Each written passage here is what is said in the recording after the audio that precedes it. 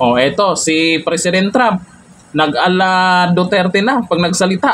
Mukhang mayroong pasaring dito kay Junior O dito sa post po ni... nakita ko po ito sa post ni Attorney Vic Rodriguez. O sa mga ayaw sa nagmumura, kasi may iba dyan na ayaw na nagmumura daw yung Pangulo, ayaw sa mga Duterte kasi nagmumura. O ito si President Trump, nagmumura na din. Ito sa post po ni Attorney Vic Rodriguez, Trump aka Duterte. Alam natin na magkaibigan yung dalawang yan. At ang hinggit sa lahat, yung kaparehan nila ayaw sa pulburon. At ngayon, eto pa, parehong nagmumura. Ano naman kung nagmumura? Kung may nagagawa. Yung iba, hindi na nga nagmumura, masyadong tahimik. At hindi natin alam kung anong ginagawa dyan sa pagiging tahimik, no? Pag tahimik, nagtatago yan sa tabi at kung anong ginagawa. Maganon yata. Ayan na, Trump aka Duterte. Bakit tahimik?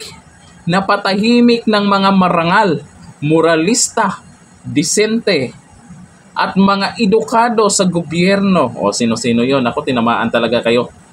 Simbahan, kolehiyo at universidad sa maanghang, prangka at matapang na naging pahayag ng Pangulo ng Amerika na si Donald Trump.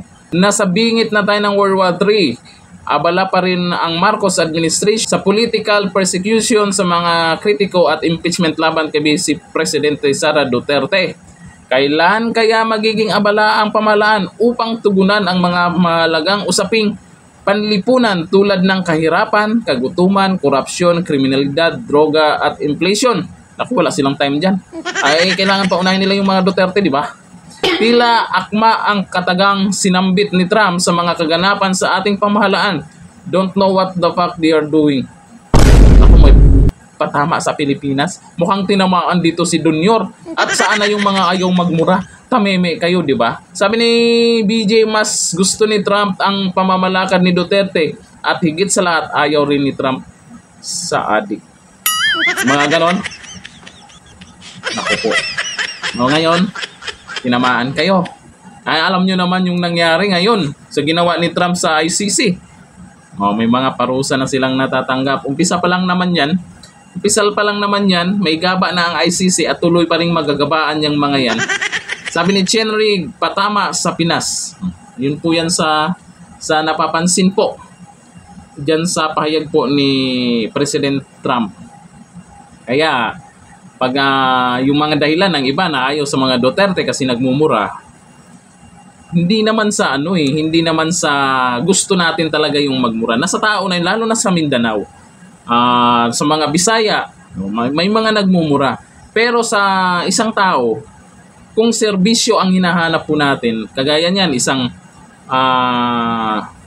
public service, yung mga ganon. Siyempre doon sa resulta kung mayroong nagawa sila. Anuin naman natin yung, yan gusto kong maging Pangulo, hindi nagmumura. Pero hindi natin tinitingnan kung anong pwede niyang magawa. Diba?